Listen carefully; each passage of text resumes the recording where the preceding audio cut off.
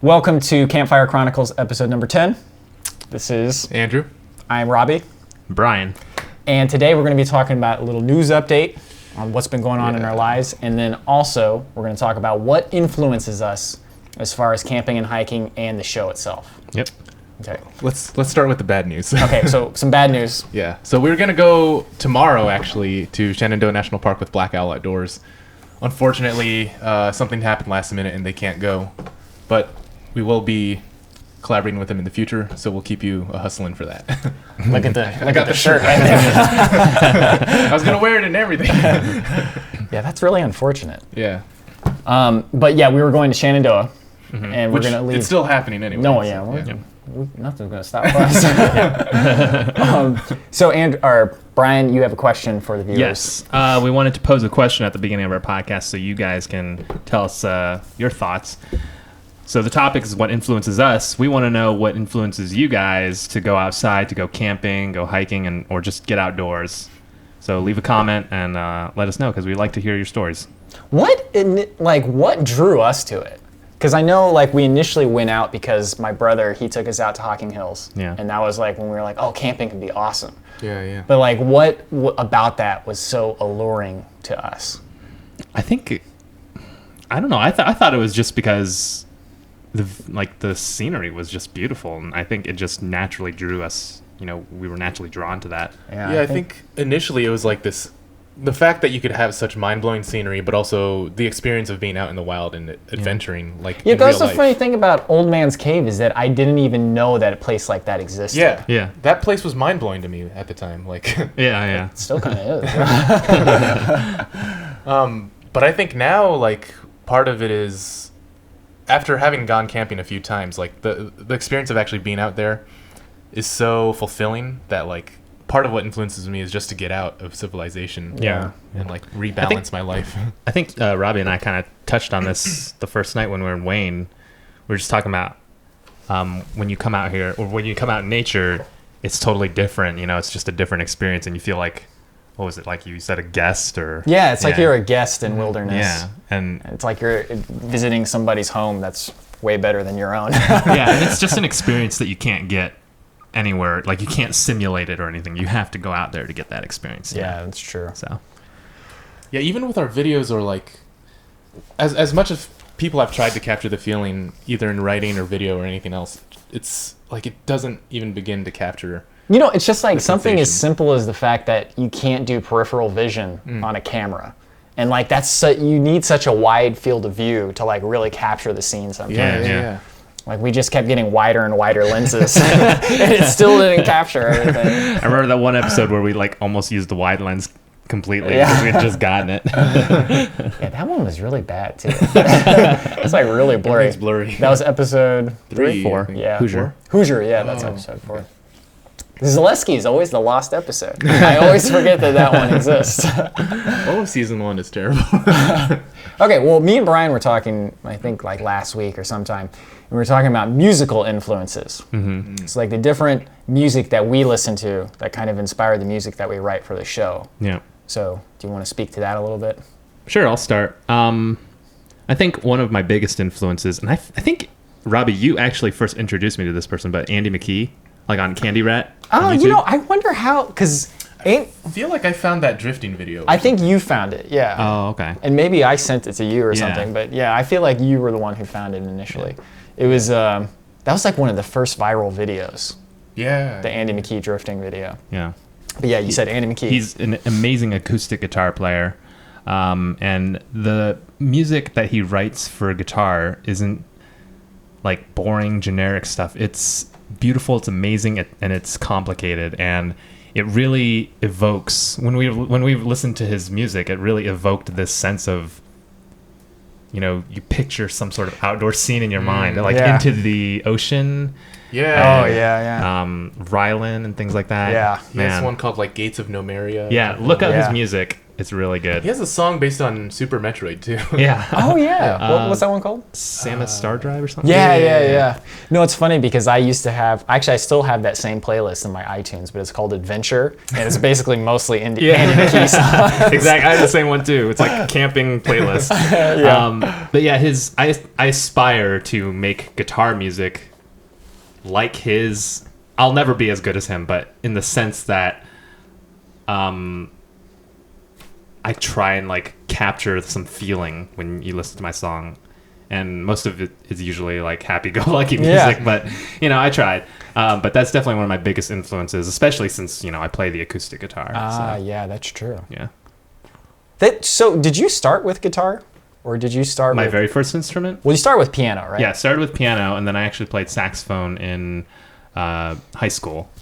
But writing music for saxophone doesn't really translate well if you don't have like the accompanying jazz trio. Yeah. You need like a full group to do that. Yeah.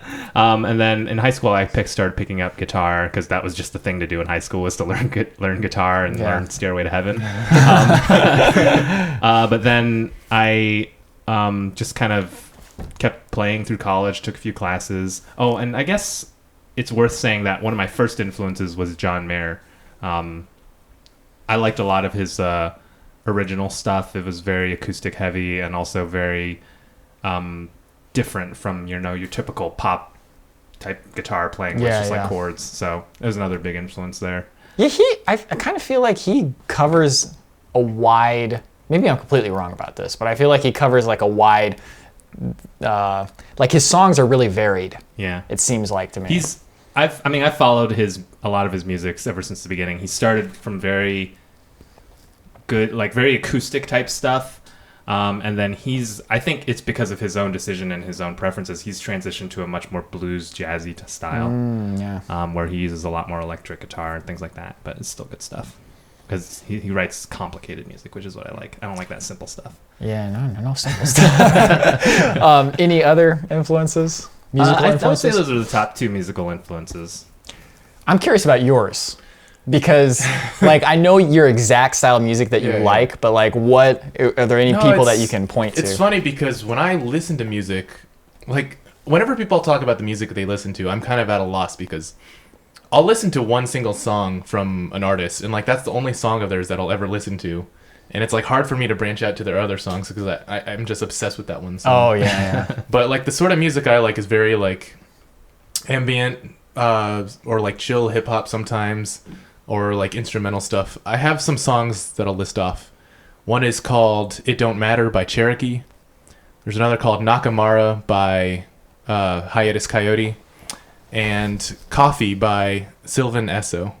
Just look those up in YouTube. Well, then there's Nujabes. Yeah, Nujabes. Pretty much anything by Nujabes. It's very like relaxing. I don't know how to describe it. Well, it's like if you've watched Samurai Champloo, it's like that feeling that you get when you watch that show. That's very much your musical style. Yeah, it's like, I don't know. For me, it evokes feelings of like evenings and dusk and dawn. And actually, I wrote a song in Red River Gorge that was supposed to emulate one of his songs. Oh yeah. Oh, I think you did a good job. Yeah. That's. I would say, Andrew, it'd be hard for you to kind of come up with someone that influenced you because you didn't really have. Like me and Robby, we had instruments that we kind of that's true. We played, and you play piano and flute, but those are kind of like not really flute. Yeah, flute was just like in band, and I would love to cultivate my flute more, but I don't know. But cultivate that flute. But the nice thing is with like the Logic music program, you can sift through all these synth things, and I have a list on my phone of all these things that sound good. Andrew and I are supposed to collaborate on some music, but we haven't gotten around to it yet. Yeah. Oh, that's a quick side note. We use Logic Pro 10 as our software of choice. In fact, I'm using it to record the podcast right now. Well, it's funny because I think like one of the first songs in that style that I made, you did the drum beat for, but like when I got the program and stuff, I was like, I'm going to learn how to do a drum beat. So I just sat there the night before, like practicing on the piano. And then I finally like got something. That's pretty good actually, because like I'm not sure if I would know what to do if I didn't actually play drums. Yeah. So hats off to you. I'm also thankful that it has an actual rhythm thing. It like fixes the beat for you. Yeah. Without that, the more I play, the more out of rhythm I get. It's called quantization, and so like if you're just a little bit off the beat, it'll like snap it to the beat. Yeah. And I use it all the time too, actually. It's worth using. It's not worth doing the trouble of trying to be exact every single time. So my musical influences, first of all, I mean, you guys know this, but just every song that I do is going to have an electric piano. I've told one of my friends who I've been showing the videos to, she's like, I'm going to try and start guessing whose song is whose. I was like, that's pretty easy. It's super easy. It's like, no, it's funny because like, it's a very nice compliment because like, like if you need a getting ready song, I'm like, I'm your man. That's exactly what Andrew's saying. Andrew started recently making music. Yeah. And his music's very ambient background, like very chill Twilight kind of feel. Yeah. I'm doing like the upbeat, like let's go hiking out. And, it's a good day to go. And then Robby's is like, man, upbeat and like you gotta get moving. Let's go. Yeah, it's it's funny because it's like beginning, middle, end. Like you can open the episode with my music. Yeah. You can do the middle with yours, and then you can end it with done that for many episodes. No, yeah. I think that's weird. I do every single opening song. You do every single closing. Smokies, Red River Gorge. Yosemite. Yes. Wait, no. No, not Yosemite. Wayne. Wayne. Yeah. What do we use for the opening song in Yosemite? The opening was some Get Ready song with us. It on was the plane. the stuff with the airport. So. And then there was that one song with the title sequence. Yeah. Which actually I wrote part of that, and then you wrote the climax of that. Actually, I don't remember that. I was gonna say Hoosier because I had the ending song in Hoosier. But then we also did the opening song, the Firefly song. Yeah. Oh, right. I forgot about that one. Yeah. I remember would have been a good song if we had Logic Pro back then. Yeah, you guys used the I want to redo that one because I really like that song, actually. Yeah, that was pretty good. Like, as far as evoking... So, we often base our songs on previous songs. Mm-hmm. So, like, they're... It's a bad habit of ours where we would find we know the song that we like and we stick it over the footage and then we're like, we got to write a song exactly like that one. And then God, it's so difficult. I think we talked about that before. Probably, yeah. Yeah, but Anyways, yes, we're getting off track, so I don't want to. Yeah. As far as actual people who have influenced me, there's Nobuo Uematsu, who is the composer for Final Fantasy, and then. Actually, I'll just name him because there's so many video game composers, but just video game music in general, that's like my main thing. Like if you ask me what my favorite music is, this is what I tell people is Super Nintendo music. Mm-hmm. And it's just something about it, like there's the nostalgia factor, but also it's just like, it's very melodic because Sorry, go ahead. Oh no, I just say it's very melodic because that type of music, there's not that much you can do with it. The instruments are very like clear. It's funny because I was recently reading a video game forum and they're like, video game music, like in some games it's not actual video game music. Yeah.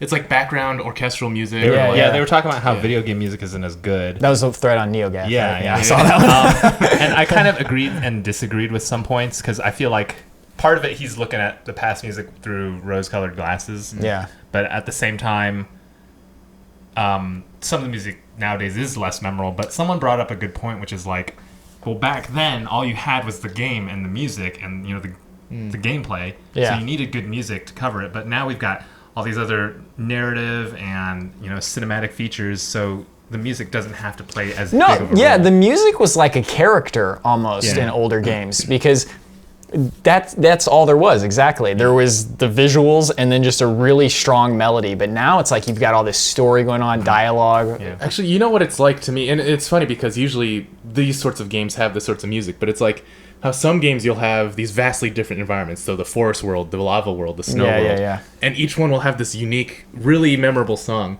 But then you've got like I don't know, Gears of War or whatever, where everything's gray and brown, and you've got this. Well, that has good music. Yeah, I was about to say that's the one. But like Call of Duty or something, I don't know, some other game, with like really generic music. That's just it sounds like something in like a crappy summer blockbuster movie. Yeah. No, those are great at like conveying emotion. Like when you hear like a Call of Duty score, you're like, yeah, let's go fight a war. But it's not like you'll be humming the tunes that bossa nova we've been humming all night. It's like we could probably hum a Zelda song from at least one Zelda song from every Zelda game that's ever been out. Well, I mean, lots of our songs are based like the ending of Manitou. That's Zelda's Lullaby. Yeah. And then Very clearly. Mammoth Cave on the canoe, that's Lake Hylia. Yeah. Oh, and then you guys said it was more of Chocobo, but the one when we're on the beach in Manitou sounds so much like Wind Waker. No, that is No, Wind it's, Waker. it's, It is? it's a mix. It's a mix of okay. that and Chocobo. Yeah. I didn't know you Yeah. put that Chocobo in Yeah. there. But on the topic of video games, which kind of transitions or segues nicely into our Yeah. next topic or our next influence, Yeah, is video games have influenced us. Because, okay, so we've been playing video games for a long time.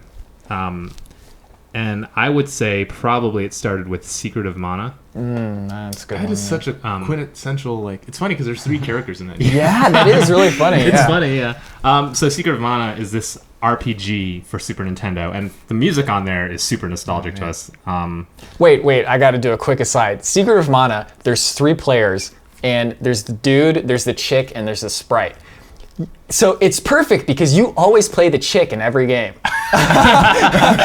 So I'm the dude, you're the chick, and then you're the sprite because you're the youngest. Yeah. Isn't the sprite like the nature dude or something? Yeah. He's like a forest gnome or whatever. That's so funny. Yeah. But this game is like, it's about these 3 people who find each other and then they're just saving the world. They're just going around this huge world and fighting monsters. And just the feeling that it evokes, being able to go around the world and do battle with these monsters with your friends, I guess, is just like something that we really love doing in video games. And I think it's definitely a feeling that we always strive to accomplish or acquire when we go out on our trips. And that's actually, I think that's a big thing that we're trying to convey in the videos. It's almost, I sometimes think of it as like, we don't know how to program games and make games, so this is our way of making an RPG. Yeah, because that's you true. have the visuals, you got like the adventure together, and you got the music. And the music's heavily inspired by those type of games. I remember Secret of Mana specifically, before I bought it, like we rented it so many times, and we always got to the same point. There was like Gaia's Navel, and then you got to the first orb. Yeah. But I remember just going down like that Gaia's Navel, like the little water pools. yeah, and it's like so, it was such a feeling of like mystery and like what's beyond that, because we would rent it and we would never get past that. Yeah. So when we finally got past it, it was just like this mind-blowing experience of like, oh my God, there's more to this game, and there's I feel like more we've in talked the about this world. before, but it's funny how that imitates reality, where like we'd been to parks and stuff like that, but when we went to Hocking Hills, it was like, oh my God, like stuff Yeah. like this exists. And the first time we went to the Tetons, Yeah. Oh, it was like man. our minds were blown. That's so true. Like the Tetons are weird because it's almost like there's a skybox behind you, and you're like, there's a painting over there. It feels like that. Yeah, that's true. I think it's the mountains that really do it. Yeah. But yeah, just video games in general, like, I mean, even like Halo, like the co-op nature of it, of like riding together in a Jeep. And the way it evokes like being on the Halo. Like if you've never played Halo, it takes place in space. But It to is a be space as game. concise as possible. But the mystery of exploring this new world Oh yeah. is something that I think we also look for. The magic when you first land on Halo is like something they haven't been able to replicate in any other Halo games. Yeah, no, they really haven't. Yeah. And I don't know if it's just like you can't replicate that. I don't know. I don't It's think like a it- first. yeah, I think don't part of think it it's is just how open it felt, though. Like I feel Yeah. like so many games are so linear these days. Yeah. Yeah. But having this open world, it's like Hyrule Field, like this openness. Yeah. Speaking So, of which, any yeah, particular game you wanted to mention? Final Fantasy VI. I feel like it's in the same vein as Secret of Mana, but it just like was such an adventure. Like you're just going, like you just walk on the overworld and there's beautiful music playing, and it's just, I don't know, just to me Adventure Archives is very much my desire to create something like that. Yeah. And you, Andrew? A game? Zelda Oh, yeah, or of Crystal course, Chronicles? yeah. I totally forgot about those. Crystal Chronicles. Crystal Chronicles, I think, is. If I had to point to a single video game that spawned the idea of Adventure Archives. I mean, we call it Adventure Archives, and the game's called Crystal Yeah, Chronicles. and this is called Campfire Chronicles.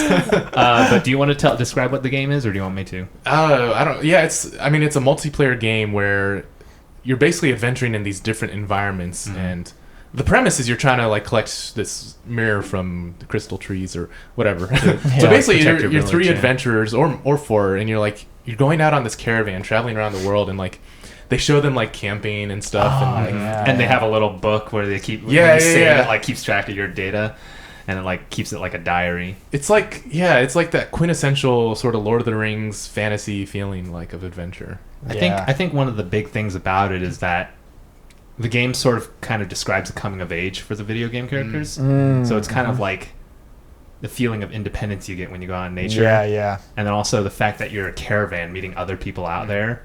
It's it like is. when you meet people on the trail and stuff, you know, you feel like you already have a bond with them.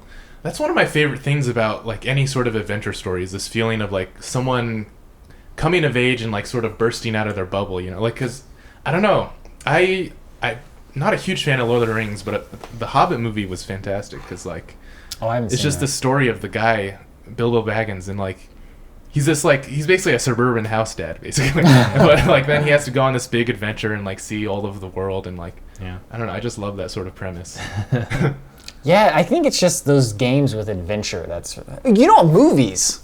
There's some movies that have inspired us too. It's like Conan the Barbarian. Like that one is huge, man. Like it's hilarious because him and his like sidekick, at one point they're literally just running across a field and like just going from point A to point B, and they're not walking, they're running. But it's like this sense of I don't know, just exploration and freedom, and I think that's really and it's kind of funny to say that because we're just going on trails, right? And it's not like we're discovering new stuff. But to be out there, you kind of get that same feeling, you know? Yeah. I mean, because you're out there. Like, there's no walls between you and the rest of the world. Yeah. I think Princess Mononoke is definitely another influential movie. Oh, yeah. That's a huge one. Beautiful movie. Speaking of which, his music, Joe Hisaishi, yeah. Oh, yeah, that's a big influence for us. Yeah. The visual aesthetic of all those movies, too, is like, to me, that is like perfection, I think. Like. Yeah, no, that is really good. I can't really think of a movie influence, like not off the top of my head at the very least. I'm sure there is something. Terminator 2. I mean, that's just a great movie. Sort of. Like, yeah, there's some aspect of it. Because they're on the run from the Terminator, and it's like a very like... There aren't a lot of movies, especially recent. Oh, actually, Star Wars, especially the original trilogy. Yeah. That's a great adventure movie. Yeah, that's true. And that also has the whole coming of age aspect. I don't know. I love like parts in movies where they're like, it's the night or the moment before they actually go off on the adventure. Like, yeah. Like the cantina scene, and then in Hobbit, there's like all the dwarves and they're singing a song around the fire for the next day's adventure. It's like, oh man. Yeah, just what is it about adventure that is so appealing? Like, literally, my dream job right now is to just travel the world and film it. Like, I would be happy to not have a home anymore and just go from point to point to point. But what is that desire in humans to go explore? I mean, like, is that just some natural part of being a human, or is there something specific, do you think, that... I mean, I feel like before agrarian society, that is what humanity was, in a sense. Like, you had these... I don't know, I feel like people were probably semi-nomadic, where they had like a village, but they could move, and they had to keep moving and had to go out and hunt and stuff. So every time you hunted, it was like an adventure. That kind of makes me think of another video game, actually. Age of Empires. Oh. Because it's this game where you start as like this little like Stone Age village. And then you like send out your little villagers to hunt gazelle. And in 1 hour, you're like the Byzantine Empire. Yeah. Building like gigantic walls and your army of like centurions. That's so funny, dude. I never played Age of Empires. Did you guys play that on the Gateway PC? Wow. That was the very first game we've ever owned on a PC. That's because so it came funny. with it. Oh, and I remember we were playing it, and I was just going like, "What the heck do you do in this game?" For the longest time, I hated the color brown because one of our annoying friends wanted us to choose brown for the color. Completely petty. Really? And it was I don't really remember weird. that at all. It wasn't Thomas, was it? No. I'm like, damn, Thomas. I thought he liked purple. Okay, well, we're going to take a quick break, and then we'll be right back with more of Campfire Chronicles, episode number 10. Yes. And we're back. So we're going to talk about what improvements and things that we're bringing for this next episode that we have been like, oh, I need this, and I wish I had this, but now we have it. Kind of like an extension from Campfire Chronicles 8. Yeah. Learning from our experiences. Yeah, I was like, I knew somebody had talked about this recently. We got a renewed sense of Greedo. And also a slider. The slider's back. Oh, that's true, yeah. Yeah. So for those of you who don't know, a slider is it's a slider. You put the camera on it, and then it'll slide the camera from left to right to give you these really nice moving shots. It's a bit frustrating because it doesn't fit perfectly on the tripod, but it still does the job. Oh, At least You have this to one's put it on carryable. sideways. Yeah. That one in the winter dolly sods, I wanted Yeah. to just toss it off on the side Yeah, of so the trail. one we had in Dolly Sods was probably 4 feet long. And you can see it in the episode. It would have been okay if the The strap shoulder didn't, strap like, literally yeah. broke like Yeah. 2 minutes Because into the carrying it hike. with that was fine, but Yeah. Yeah. That was really unfortunate. Okay, but as far as like camping gear, have you guys acquired anything or? Okay. Well, in Wayne, we made the smart choice of bringing raincoats, which was very nice. But now we have, me and Andrew, we went out and got pack covers. yeah. Before that, if I expected rain, what I would do is I would put a big garbage bag in my backpack Inside and of put everything it. inside that. Yeah. Which essentially worked the same, but like the little pockets, everything still got wet, and I Yeah. mean the backpack got wet, so it got heavy. I'm gonna do a proper bear hang this time. Like one where you don't have to rely on a tree with a perfect branch coming out 90 degrees. And actually, I watched Black Owl Outdoors video for that. Oh, good. Well, we could have had them do it for us, but since they made a video, no problem. For me, this was the last straw. Wayne National Forest was the last straw for rain. I was like, no, I'm bringing my full tent, so I'm gonna have the rain fly and everything. I bought a rain jacket, and I have my backpack cover, and I've already pre-cut a plastic bag for the camera so that we can waterproof it really nicely. Yeah, we need to do that for mine. Do you need like rubber bands or something? I got rubber bands too. I got extra rubber bands. Okay. I also I also brought like a towel. I brought a towel. dry I brought a everything, towel yeah. also, so perfect. Yeah, just rain. I mean, I think it's a reality that just I finally needed to accept is that it is going to rain sometimes. We're expecting rain this weekend. It's guaranteed. So this isn't just paranoia now. That would be really funny if like we had the rain jacket on before it even started raining. But I also brought a fork and a spoon, because every single time we're sharing one fork and one spoon, and I'm like, now this time we're gonna have enough for everybody. I need to find my wooden spoon. It might be in the garage. Wait, on Wayne, I know I brought a utensil and you didn't for that first night. Did you bring a utensil? But we were eating the calzone, so it wasn't as bad. That's true. God, Yeah. those calzones are so good. Oh, why don't we talk about what food you guys are bringing? I'm bringing something a little bit different this time. Oh, So I interesting. can talk about it. Well, our viewer Meredith McLaughlin, Meredith McLaughlin. she gave us a package full of a bunch of snacks and stuff. So we're bringing that for snacks. Oh, I didn't know that. Yeah. Yeah, it's Oh, all awesome. that stuff that's sitting in that I box. want to over there, look at that. actually. I want to Yeah. vlog that later. There's actually some sugarless like vegan jerky. Oh, sweet. Yeah. Me and I'm Andrew are gonna bringing those. just like a few things on this trip, so you can And grab a few things. she also too. included some ramen noodles, so I'm bringing that stuff. And I just got some like dried veggies and stuff, and dried Whittier at the Asian market. Oh, nice. And I also got some various jerkies, Chinese jerkies. Nice. Oh, yeah. Those are are good. delicious, man. They got lots of sugar, but they're delicious. I'm actually trying something a little different this time. So typically I would get like bars with fiber in them for fiber, but actually what I'm doing this time Fiber one? fiber.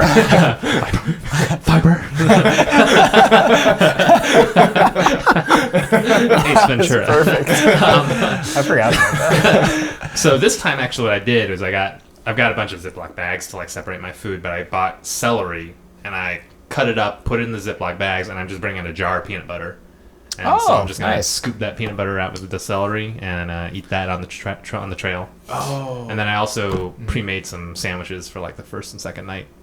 Hoagies. Yeah, they look good. I foraged some wild edibles today, and I don't have a dehydrator, so I might try drying them in the oven. That works, actually. Yeah? You just Oh. have to Low heat, open door. yeah. You have to do it right. And then since it's gonna, Sorry, I was just gonna say, is it really necessary to dehydrate it before leaving tomorrow, though? I don't know. In principle, I want it to be like something that could last on the trail. That's how I always think about food, is like in principle. But if it's raining, I'm hoping we'll find some dryad saddle mushrooms. Yeah. And if we don't, then Crom, you can go to hell. It's a It's Conan the Barbarian quote. So I actually am bringing. I brought 2 sweet potatoes because I thought we could put those in the and then stick them in the fire. We Can't have thought open about fires, that. though.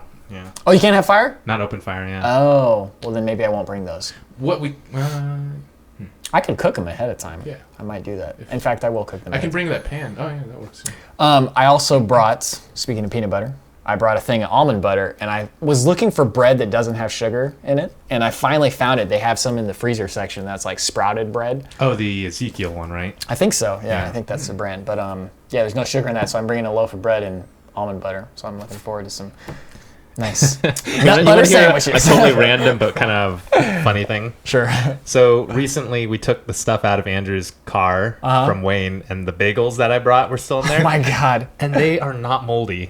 Wow. I was just like, you know what? Probably not gonna get those bagels anymore. No, it's like when you look at the list of ingredients and you see some of the like preservatives they have at the end, you're like, those things must be really effective because like I've heard that some ingredient that goes into yoga mats also goes into like Subway bread or something. Oh, I did hear about that. Yeah. Yeah.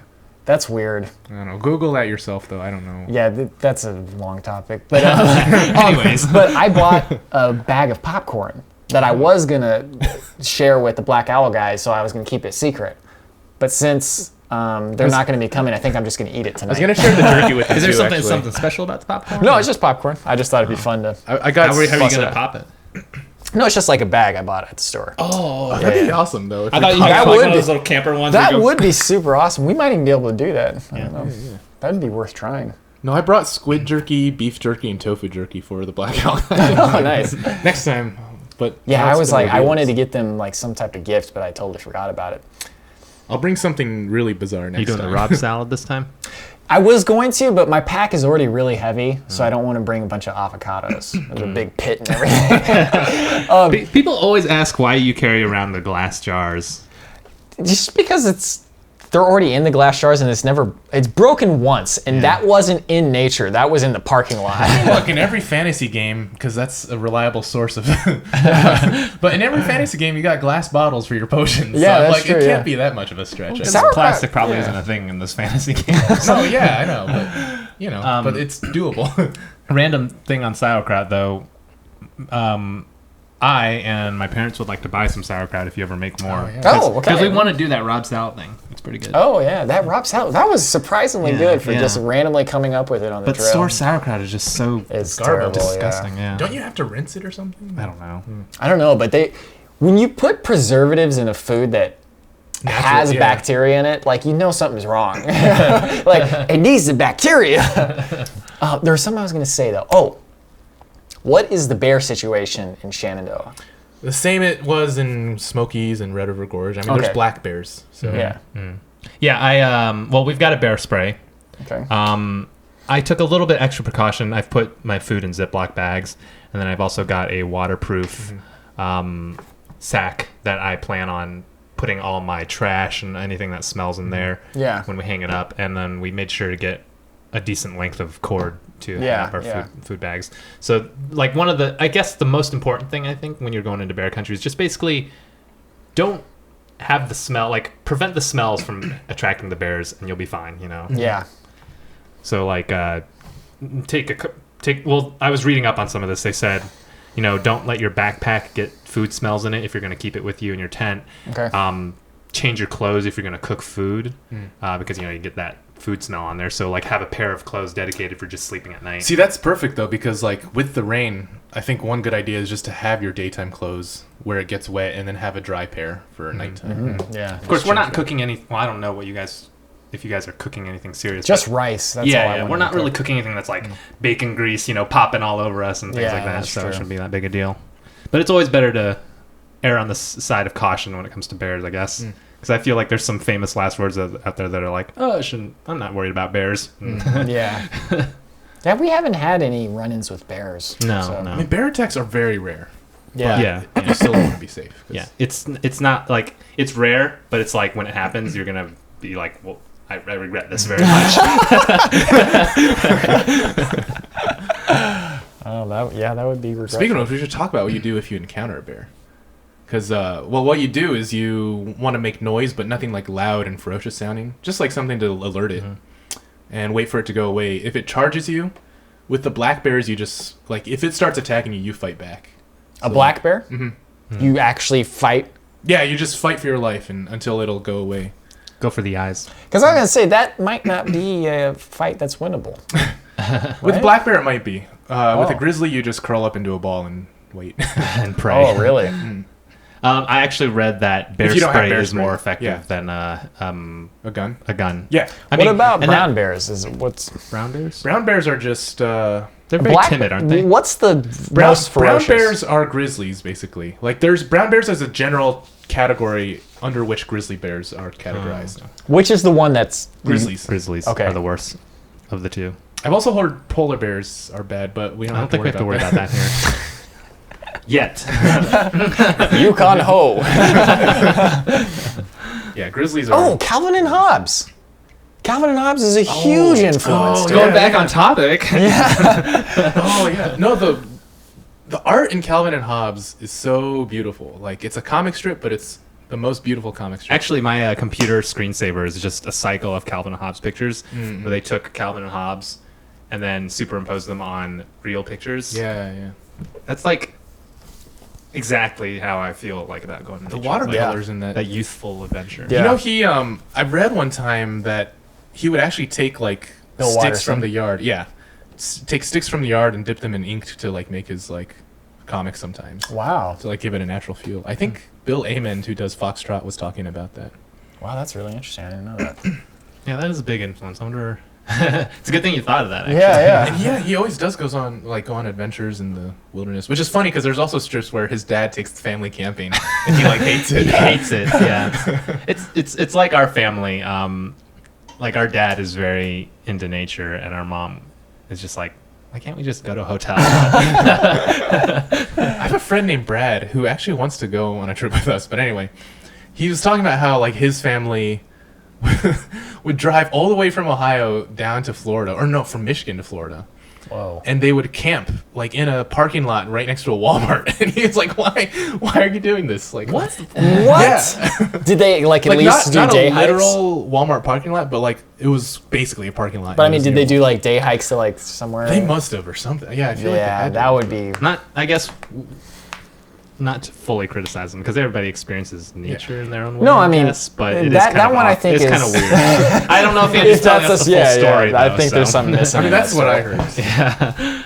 Yeah. Yeah. But like, if you want to go to a park and stay in a camper, more power to you. Don't be within walking distance of a Walmart though. Like, just don't. But like, yeah, if you want to go out and experience nature, go out and experience nature. Don't like just do it halfway. You've got to get the full experience. No, I think it's totally okay. Whatever you want to do. That story is just really bizarre. Yeah. That you would drive like 20 hours to park. Yeah. extremely You can bizarre. do the Walmart thing. Just don't drive 20 hours to do it. Yeah, that was the part that was weird. But it's funny because the only time before we went camping with my brother was that I can remember that I ever went camping was we went with our mutual aunt. She took like the whole family, all the cousins. Alive then? Like, was I even? That's a there? good question. I don't 'Cause know. I don't remember it. Wait, when was this? When we went car camping that one time, and then we just like we took like 2 Suburbans, and then we camped at like literally an RV parking lot. I don't remember that at all. Oh man. Yeah. And we slept in this huge tent. I don't remember what year it was, but Wow, I don't remember that. yeah, it was. That was what I thought camping was for the longest time. I was like, "That's what camping is? Who on earth wants to do that? This is terrible." And then afterwards, I realized that there's a lot more to it. But that's what I thought it was for a long time. That style of camping can be fun if you're like with your friends and you got some beers or something. Yeah, no, Yeah. there's A grill or something. like.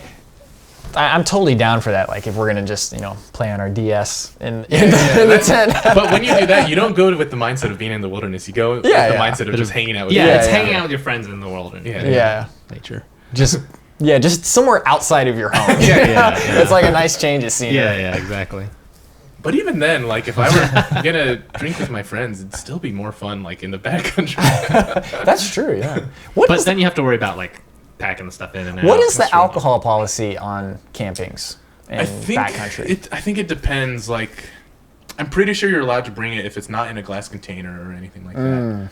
I mean, I'm sure there's some parks where it's restricted, but I think like It certainly doesn't stop people because we see beer cans and all like the time. fire pits all the like, why time. would you Yeah. put that stuff in a fire pit? Like, just clean it up. But Yeah. Because they're drinking. But I think most any people better. bring like flasks and stuff. Yeah. See, I think it'd be really fun, except for it's just like I don't want to feel bad the next day because like when I'm camping and hiking stuff, I want to be like my peak physical You gotta have condition. that I think ready that's to- why people, when they do go out and drink, it's like at a campsite. Yeah. Because they don't have to worry about, you know, They could just like stumble home. Like, oh God. Never done sleep till like 2 anything p.m. like the that. next Yeah. day in a hammock. I don't think any of us have ever really drinking while camping. Like, No, so many people do. I mean, like like backpacking. no, I know. I mean, like it's funny how many people do, and like that's yeah, what yeah. they do. They go camping I mean, to we do had like that. hard. I have so hard much root weight beer. already taken up by water. I don't need more weight taken up by alcohol. Yeah, that's true. That's not gonna do anything for me. Yeah.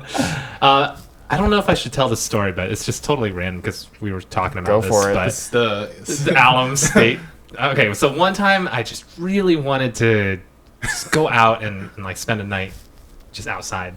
So I called Alum Creek State Park or whatever, and reserved a night at one of their campsites to go with my brother. And one of my friends was supposed to meet us. Actually, two of my friends were supposed to meet us there. But one of them had to work or something, so she couldn't make it till later in the day. And then the other one canceled at the last moment. So, and Andrew... so, okay, well, first of all, we got to this park, and there's a football game going on because it was Saturday. So there was a bunch of RVs already, like, in this park, in these areas. And our campsite was, like, right next to this little... Not sewage, but it didn't smell the best. Yeah, right. And so we set up our stuff, and then we spent that night there. And then in the morning, I think it was in the morning, right? No, when I left, you mean? Yeah. No, I had to leave the night before because I had... Okay, so we spent the night there. We had the campfire and we ate food. Yeah. And Andrew had to leave that night. I had some friggin' homework to do or something, and I needed a computer, and I was like, this is the worst. He went home that night. I'm pretty sure I spent that night alone there. And then the next day, I literally spent half the day just sitting in my hammock because Andrew wasn't there and my friend couldn't come until later in the day. And I'd spent like $30 reserving this site. And I was like, this is... You couldn't cancel it, right? Or like, there was a cancellation fee? There's a cancellation fee, Yeah. and it was like $12 to Look, cancel. like, there are good state parks in Ohio, some that you can actually backpack at. If you camp like we do, Alum Creek is not one of them. Yeah. If you're going there to boat and fish, great. But it's Yeah. like, it's funny because even the forests that are, like, they have a couple trails or whatever, but even the forests are full of, like, invasive plants, and, like, you can just tell it's an unhealthy forest. Yeah. And I went there one time during the day with a friend, and then after that we went to this nature preserve that's, like, not far from there called Shale Hollow. It's Delaware County Nature Preserves. And that, like, you could tell immediately this forest was much more healthy. It had all these native plants and, like, just the feeling. Like, I don't think you have to know the plants to know that it's like a healthy forest. Well, that's interesting. I never even thought about that before, but yeah, there is a certain feeling you get from it. Yeah, well, the unhealthy forest will have all this brushy, invasive stuff, and like you'll feel like you can't walk through it, basically. Yeah. But Very true. the hot dogs yeah, were that's a good. sad. Hot dogs were too good, and we had the Root beer. we had hard root beer and Oh, s'mores. nice. And s'mores, yeah. It was just like your classic camp food. Yeah, yeah. Wow, we haven't had s'mores ever on any of the episodes. S'mores, I'm not big on s'mores anymore. Like, they're just so You're sweet. big on s'mores. You just haven't had one in a while. Yeah, maybe. Hot dogs sound great. Well, roasting marshmallows is really fun. Yeah. Like, I think that's my favorite part about s'mores. This is like, it's just like the sport in it, right? Get that perfect marshmallow. Yeah, you're trying to toast it real perfect, so it's just a little bit crispy on the outside. Everyone's got their own technique. Yeah. Like, put it in the fire and then raise it out of the fire. And it's like everybody's discussing techniques, like, oh, you gotta, yeah. Like, inevitably, everybody always talks about how you roast a marshmallow when you're roasting marshmallow. And there's always someone that's like, oh, it burnt. And then someone's like, Andrew, oh, I like the burnt ones. you've always been the one to like put your marshmallow deep in the fire. Yeah. And I'm like, it's gonna catch on fire. And it catches on fire and you go, Well, it's funny because that's very much like Morel mushroom hunting for me because I'm actually not a huge fan of Morel mushrooms. I mean, they're good, but I'm not like crazy about them. But the act of finding The them, sport, yeah. it's the thrill of the hunt. I hate the way they look. Oh yeah. Oh yeah, my yeah. god, I can't see stand that. it. I love it. I have that specific brain damage where it's certain textures just make me like want to, Trypophobia. die. And then Morel mushrooms are out there. I was actually talking with Andrew. We should do an episode where we each pack, like in foil, a really nice meal. Like one person brings like some nice shredded potatoes for like breakfast. Somebody brings like Oh my roast and God. vegetables for dinner. Speaking of which, And we just have ourselves some good meals. we That's still a got great this idea. Thanksgiving dinner.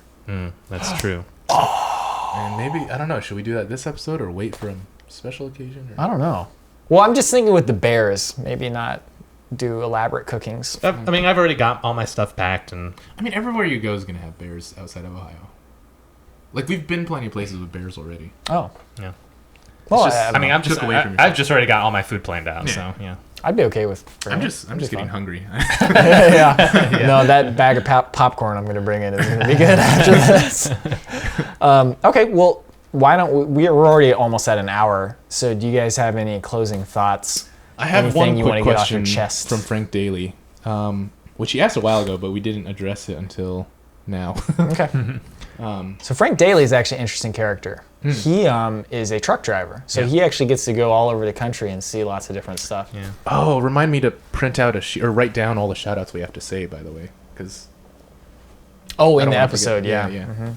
If you go to patreon.com/adventure, you can support this show by donating money.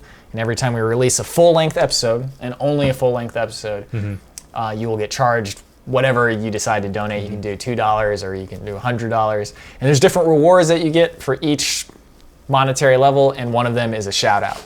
But anyway, so Frank Daly has a question. Yeah.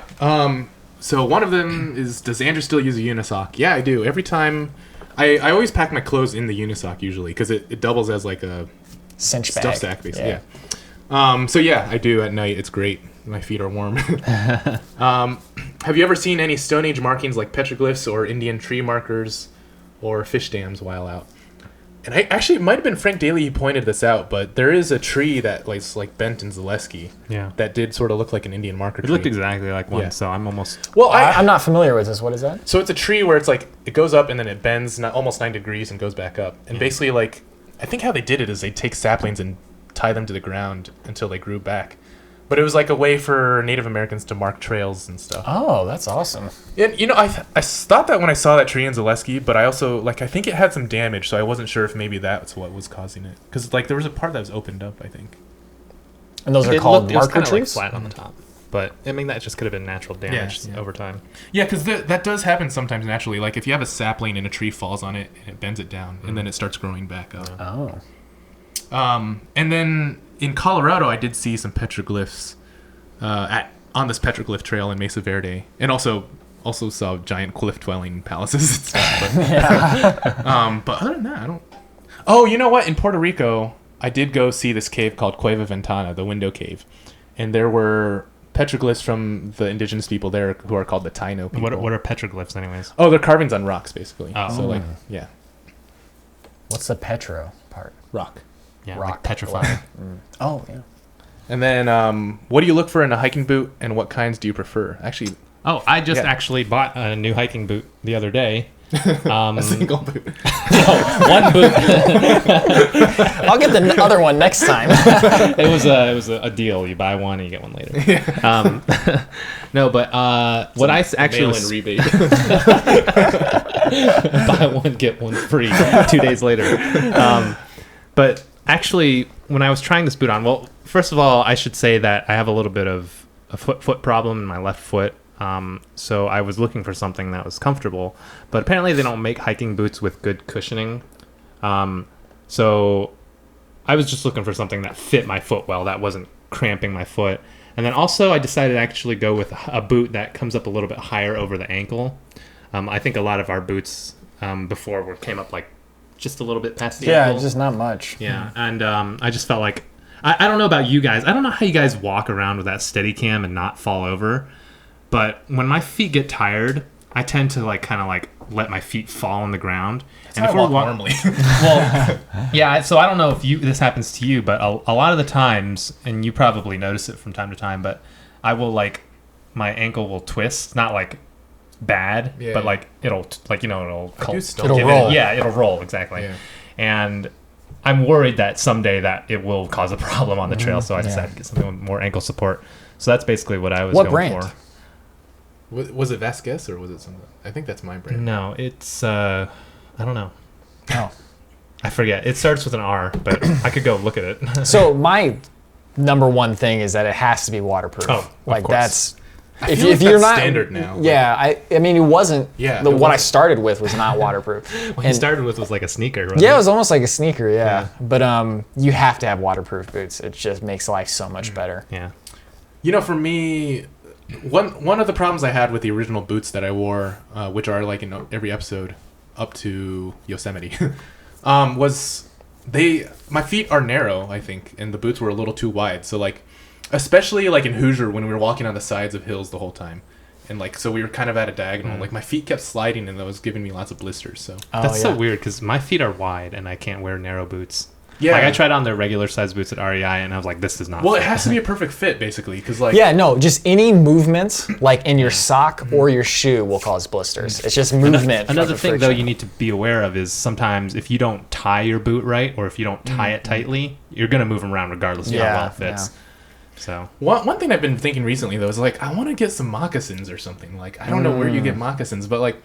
I don't know. I was hiking around with my boots recently, and I was like, these are really heavy compared to shoes. Like, I mean, I like them, but I want to be able to have light feet, kind of. I went to like this craft show once, and there was a moccasin producer, and I think he was in Ohio. So if you like look on the internet, I'm sure we could find like some artisan. I would love, because I feel like, I don't know. I feel like the indigenous footwear is like probably going to be the best. I always, sorry, I didn't mean to interrupt you, but I always wondered why you guys didn't bring. Well, I used to do this, but why you guys never brought like flip-flops or something, because once you get to a campsite I think it'd be really nice to just kick off your boots and put on some things that you can just slip on. I think sometimes I just go barefoot. Why don't I do that? It's also nice for when like you're going in and out of a tent or something. So I mean, you guys probably know about this, but like there's proprioception. Have you heard that term? So it's Sounds like familiar. If your foot is always in a shoe, it kind of loses the ability to naturally react to like touch. So it's not used to like being able to walk on sticks and stones and all that stuff, and it doesn't have like all the nerve endings built up to like be able to deal with it and react to it quickly. Or the calluses, right? Yeah, or the calluses too. But like that's kind of the problem that we run into as modern people, is that we're always in shoes. So if you do try to do moccasins, you probably need to break yourself into it first. Well, I've gone or warm yourself up to outside before. It's been a while for me now, but I mean, I do like, especially in the warm season, I like to go outside bare feet. Don't tell my mom, but no, like in the forest, it is fun to walk barefoot and like feel everything and like build up your calluses again. And you had those Vibram Fivi fingers. Yeah, the Vibrant Five Fingers. Vibrant Five Fingers. Those were actually really cool because it did feel like you were barefoot, but you had some protection against like sharp stuff. Mm-hmm. I don't have those anymore. Speaking of Vibram Fivi fingers, the reason we call it that is because of Bear Grylls. And then it's a dead zebra. Bear Grylls and Les Stroud, I guess we could call another influence too. Oh yeah. Those are almost too obvious to mention. Yeah, that's a good point. Yeah. Yeah, and Ray Mears. Ray Mears, yeah. Ray Mears. So I'm. What was I again? I was Bryan Grills. Brian Grills. Rob Mears. Robby Mears. Lynn Stroud. Wait, isn't there somebody else too? I mean, there's who we call Thomas is what I'm thinking. There's Cody Lundeen. There's Mike Hunt. Jordan Schlansky. Oh yeah. No, something that he could be proud of. Oh, not Michael Hunt. It was Michael Hawk. Mike Hawk. Yeah. The reason I got this confused is because they both sound like. I still think it's hilarious that his name actually is Mike Hawk. Well, it's just like Bear Grylls. Is that his real name? No, say Mike Hawk. Mike Hawk. Oh. Michael Hawk. That's why he always says his name's Michael Hawk in the TV show, but it's just like it never occurred to me until you brought it up. Yeah. Like, now there's like Joseph Tedeye. There's so much drama between some of these, like... It is hilarious. Like, guys, you're just outdoorsmen. Okay, stop with this teenage girl drama stuff. I know who Thomas is. Unbelievable. Thomas is David Dingleberry. Dave Canterbury. Dave Dingleberry. Yeah, so we call Dave Canterbury David Dingleberry, and not because not for any reason other than just we think Dingleberry's funny. I didn't know that one actually. Yeah. I would think of Thomas as the canoe guy. Oh, what's his name? Bill Mason. Bill Mason, yeah. I know what people say. People see my tent, and I know what they're thinking. Yeah, look Where's up Bill Mason. Water Walker. Water Walker, yeah. He's even got his own theme song, right? Yeah. Water Walker. That is too good. Man, that movie more than anything made me want to go canoeing. I love canoeing. Canoeing was great, man. Mammoth Cave, that was awesome. We're going to do another canoeing episode, definitely, for season 3. My friend and I have these joke debates where, like, I'll say that cats are better than dogs, and he'll say the opposite. And we'll have arguments about canoes versus kayaks. And, like, which one's better. He's like, a kayak is more seaworthy. You know? I'm like, canoes put you in touch with nature. They are the finest boat on the ocean. Arr, I don't know what I'm doing. You know what that's from, right? Yeah, of course. Yeah. Arr, I don't know what I'm doing. Oh, Simpsons. That's a huge influence right there. Not for anything other reason than just like... I think you could say it's an influence in our humor. Yeah, it's huge. Yeah. Like, that is our sense of humor. If it weren't for The Simpsons, I would never have any jokes to tell. I'd have no ideas. I'd be like, yes. And most of the jokes are Simpsons quotes. So very specific jokes that only certain people can get. In fact, there's only 2 people who I can really... Any Simpsons quote they will get, and it's you and my brother. There's the only 2 people I know who I can just like get a Simpsons quote and they know what I'm talking about. Like sometimes we'll have to remind each other. It's like, oh, that's from that one episode. You're like, oh, right. Oh, man. Remember when we were at Wayne? We spent like 10 minutes talking about that Frasier quote, and we thought it was from The Simpsons. Yeah. It's actually from Family Guy. Oh, yeah. But we were going through, like, it was, what episode was it from? Yeah. What was it now? So again? it was some Family Guy episode where he was trying to, Brian, the dog, was trying to make Peter classy. So he was making him watch Frasier. And in the TV show, Niles goes like, Frasier, your mother's so corpulent that when she sits around the magnificently appointed Tuscan villa, she sits around the magnificently appointed Tuscan villa. And we were trying to figure out what the quote was for the longest time. We kept saying like encrusted. Oh my god. That's good times. That's good times. Okay, so we're right at an hour, so I think we can close it up. Any final thoughts? Any final words of wisdom? Is anybody hungry? I'm hungry.